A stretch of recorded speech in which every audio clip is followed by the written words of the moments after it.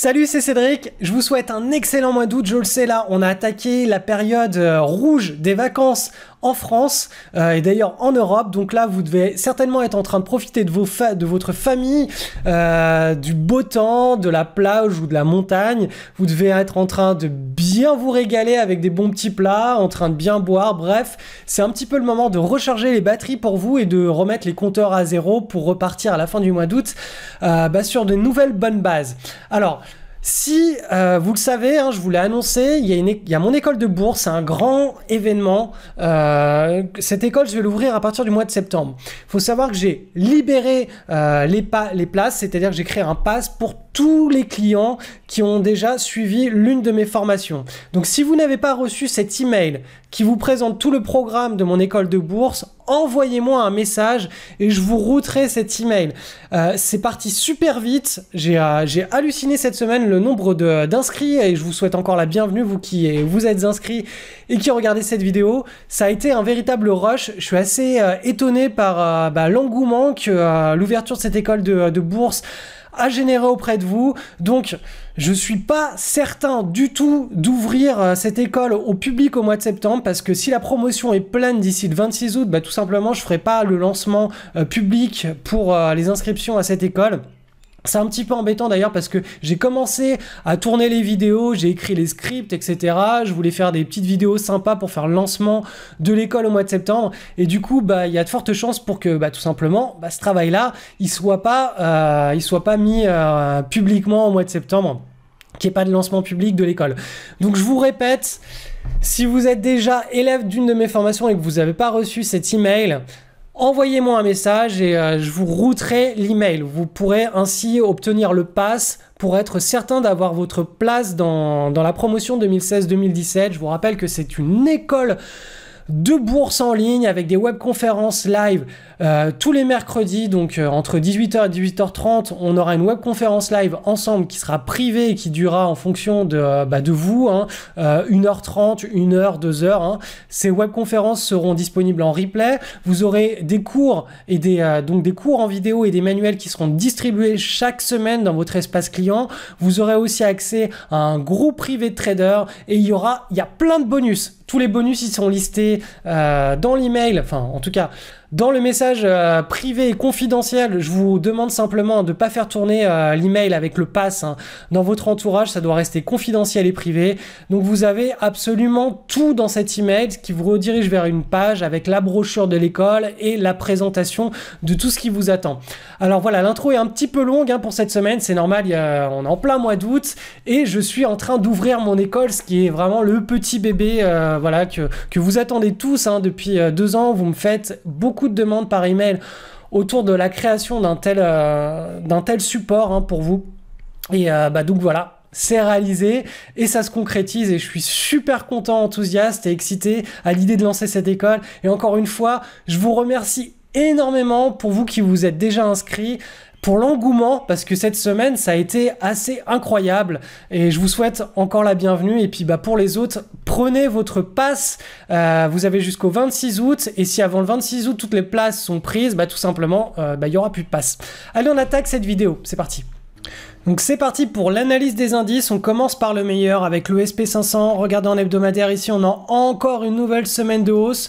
On est toujours au-dessus du pivot de cette énorme tasse avec anse, vous voyez que cette grande tasse avec cette anse, on a eu la cassure il y a déjà 3, 4, 5 semaines ici et là on continue. Donc là on est parti sur le marché haussier. Vous pouvez voir d'ailleurs que si on passe en mensuel, ça charge, voilà.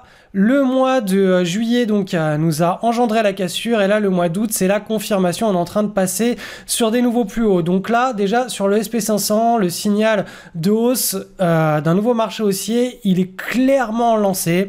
À droite maintenant en journalier on a une petite consolidation ici à la fin du mois de juillet jusqu'à la dernière séance de vendredi. Donc là on repart sur des nouveaux plus hauts. Donc ça c'est le SP500. Je vous ai simplement mis aussi les objectifs chartistes qui sont simplement, on reporte la dernière vague de hausse. Donc la dernière vague de hausse c'est celle-ci, elle est partie d'ici, donc du dernier support jusqu'à la résistance et on la reporte depuis le bas de la consolidation et nous avons un objectif, voilà, chartiste qui est ici autour des 2280 points sur le SP500. Donc on a quand même une belle marge un beau potentiel haussier sur le SP500.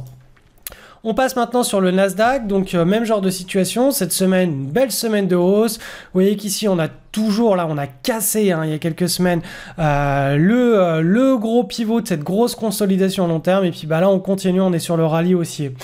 Maintenant, on va passer sur les choses un petit peu moins propres. Le marché européen qui souffre du Brexit et qui est dans une situation, voilà, l'Europe et c'est la situation européenne est moins claire que celle des États-Unis. Donc là, le CAC 40, on est toujours sur le haut du range, on n'a pas passé, donc on n'a toujours pas notre signal comme quoi une nouvelle vague de hausse à moyen long terme va se mettre en place. Donc on attend. Tant qu'on reste sur le haut du range, notre scénario, c'est un retracement vers le bas. Mais comme les États-Unis tirent vers le haut, voilà, notre sentiment de marché va dans le sens où là, on devrait casser par le haut et enclencher donc cette fameuse nouvelle vague de hausse pour la fin de l'année 2016, voire le premier trimestre 2017. Sur le DAX, c'est pareil. Là, regardez, on a cassé, mais c'est timide. Au final, on a ouvert plus haut, on a clôturé plus bas cette semaine. Donc là, on est toujours sur la zone de support, enfin de résistance, pardon, et on attend toujours un signal clair d'une belle cassure en hebdomadaire ici, là. Donc ça, vraiment, c'est assez important. Que ce soit le CAC 40 ou le DAX, on n'est toujours pas dans un signal de hausse confirmé. Le CAC, petite et moyenne capitalisation, lui, semaine positive, et on attend toujours, toujours là, on est toujours sur la zone de résistance, on attend de voir ce qui se passe. Mais bon, je le répète, les États-Unis poussent fort vers le haut, donc il y a quand même des chances assez importantes que on se retrouve dans un scénario de hausse à la fois sur les États-Unis et sur l'Europe. Et d'ailleurs, on va voir que sur nos screeners, ce sentiment de marché, il est en train de se concrétiser. Alors donc cette semaine on a pas mal d'opportunités, on a du leader de marché, de la requête, on a du trade de news, du trade hebdo, enfin on a un peu de tout en fait, c'est en train de se réveiller là. On a des actions sur le marché européen, sur le marché américain, donc je vais essayer d'être assez concis et rapide parce que je vais vous en présenter pratiquement, là il y en a quoi? Il y en a 9. Donc on va essayer d'être un petit peu rapide. Alors première action c'est AMG, donc regardez celle-ci. Un très beau momentum, regardez cette pattern, c'est un cas d'école, une tasse avec une anse. Ici, on a l'augmentation des volumes avec le breakout, la validation du breakout ici avec des volumes très intéressants. Donc là, sur cette zone-là, il y avait la prise de position qui était réalisable. Et là, on a le breakout avec l'accélération qui est en train de se mettre en place. Alors moi, je ne prends plus les trades en journalier tant qu'on est dans un marché en range. Et de toute façon, de manière générale, maintenant, je vais faire que du trading en hebdo. C'est d'ailleurs ce que je vais enseigner dans l'école et c'est de cette façon-là que je vais gérer mon portefeuille qui est assez conséquent. Donc maintenant, je vais surtout m'orienter sur du trading hebdo plutôt que du trading en daily. À savoir que le trading, le swing trading en daily, c'est quand même ce que j'ai fait au cours de ces 13 dernières années et c'est extrêmement profitable normalement, notamment en plein marché haussier. Quand on est dans un marché en range, c'est voilà, c'est un petit peu plus compliqué de faire des gros décalages à la moyenne sur son compte de trading. Par contre, en marché haussier, c'est l'approche la plus intéressante. Alors, on a ensuite A-System. Alors, je vais vous passer ça, hop, en hebdomadaire. Donc là, on a le momentum. Ici, on a la tasse avec l'anse, la micro-base ici, le breakout avec les volumes. Donc, je vous avais déjà présenté en fait cette action. C'était la semaine dernière ou la semaine d'avant, je sais plus, en vous expliquant qu'ici, on avait le breakout ou ici, je sais plus, et qu'il fallait observer ce qui allait se passer dans les séances à venir pour une éventuelle prise de position. Donc là, je vous ai mis une proposition de plan de trade avec voilà la prise de position sur ces niveaux-là, le stop qui peut être placé sous le dernier creux de la pattern. Et ça nous donne voilà quelque chose qu'on peut mettre en portefeuille pour un trade hebdo.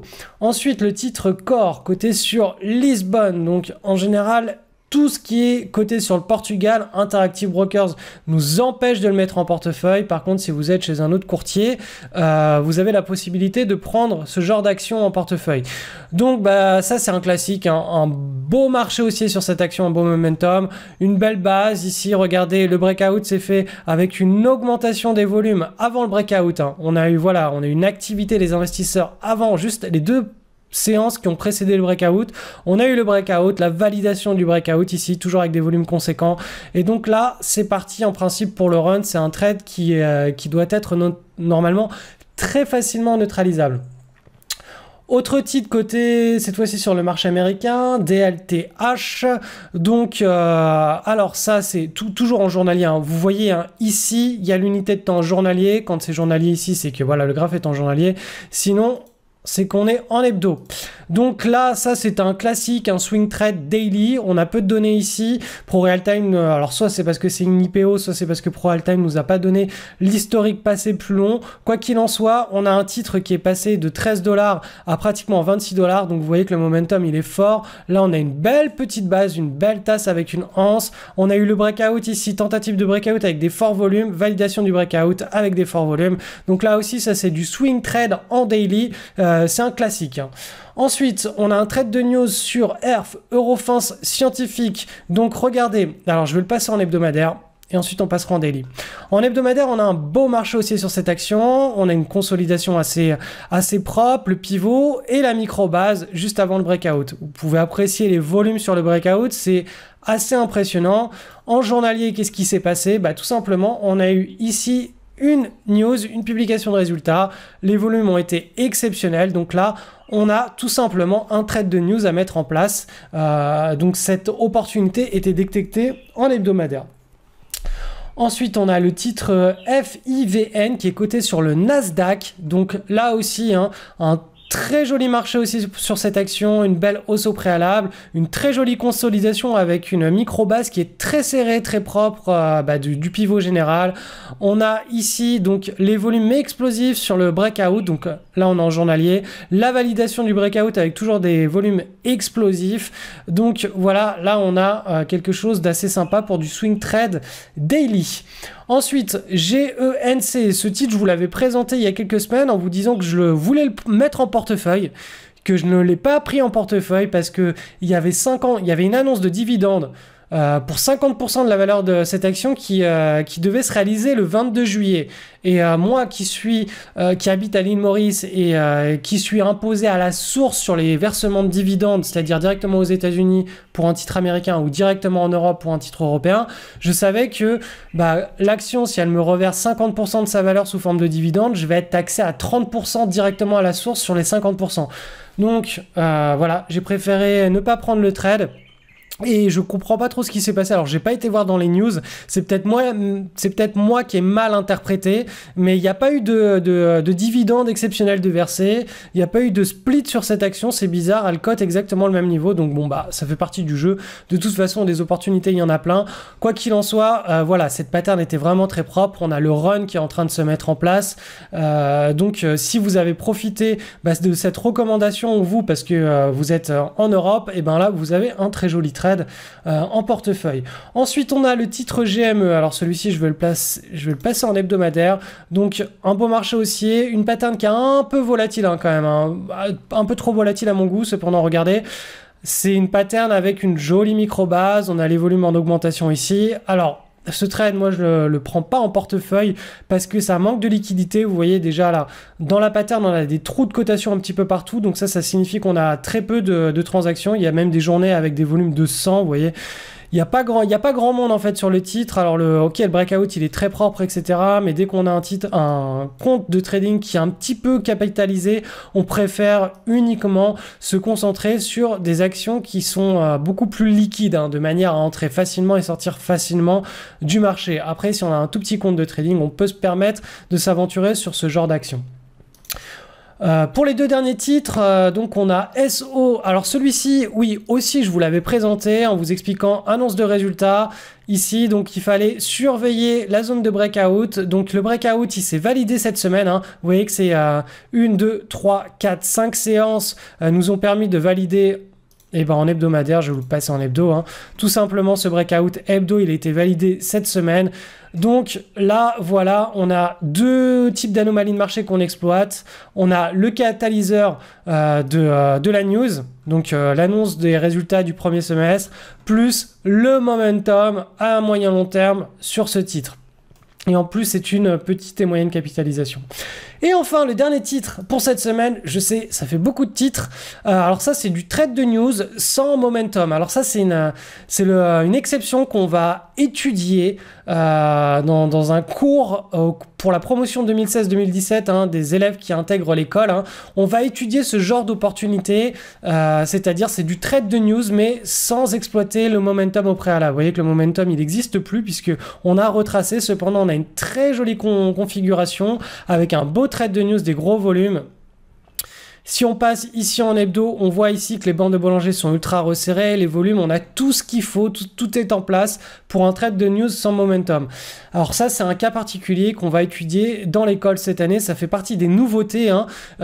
Faut savoir que j'ai vraiment tout simplifié, toute l'approche du swing trading en daily que j'ai toujours pratiqué là au cours de ces 13 dernières années et que je vous ai tout simplement proposé sous différentes formations en boutique, et ben toute cette approche de swing trading daily, je l'ai complètement remaniée, simplifiée, de manière à ce que ce soit beaucoup plus accessible à tout le monde, que l'on puisse générer des performances dans un marché en range, c'est-à-dire que ce n'est pas facilement réalisable avec du swing trading en daily, alors qu'avec du swing trading en hebdo, c'est quelque chose de tout à fait réalisable, c'est très simple, parce qu'on absorbe toute la mauvaise volatilité. Donc en gros, j'ai tout simplement repris tous les concepts du swing trading daily, je l'ai adapté à une approche swing trading hebdo en remaniant les concepts, j'ai ajouté pas mal de choses, j'ai enlevé pas mal de choses et je pratique ça depuis l'année dernière, tout simplement depuis qu'on est passé dans un range sur les indices. À partir d'un certain point, je me suis dit bon, j'arrête mon swing trading daily, je passe sur de l'hebdo pur et simple. En plus, le portefeuille est suffisamment capitalisé pour pouvoir justement laisser courir ses positions sur plusieurs mois. Hein. C'est des trades qui vont durer de plusieurs semaines à plusieurs mois et ça permet voilà, d'avoir beaucoup moins de temps le soir. En 15 minutes, je termine mes routines de trading. C'est extrêmement rapide alors qu'à l'époque, c'était 30 minutes quand les marchés n'étaient pas trop actifs. Donc, bref, tout ça, hein, vous allez le découvrir bientôt au mois de septembre quand je vais vous proposer publiquement les inscriptions à l'école de bourse, hein, sauf si d'ici là, toutes les places que j'ai proposées en privé aux élèves qui sont déjà clients de mes formations, si toutes les places sont prises, tout simplement, je ne lancerai pas l'ouverture des inscriptions à mon école de manière publique, hein, ce sera pas fait. Par contre, s'il reste des places, effectivement, au mois de septembre, je lancerai l'ouverture au public. Donc à vous qui voyez ces vidéos, vous pourrez vous inscrire, rejoindre cette école et vous en apprendrez énormément plus sur le contenu de ce programme et notamment sur la stratégie globale pour pouvoir gérer un portefeuille boursier avec deux énormes piliers qui est un, le swing trading en hebdo et deux, la gestion d'un portefeuille long terme sans fiscalité et ça même sur un compte titre ordinaire. Oui, c'est possible d'être quasi non imposable sur un compte titre ordinaire même si on vit en France. Il faut mettre en place une stratégie qui est bien spécifique à tout niveau et bref, on verra ça un petit peu plus tard, c'est pas le sujet de cette vidéo du jour.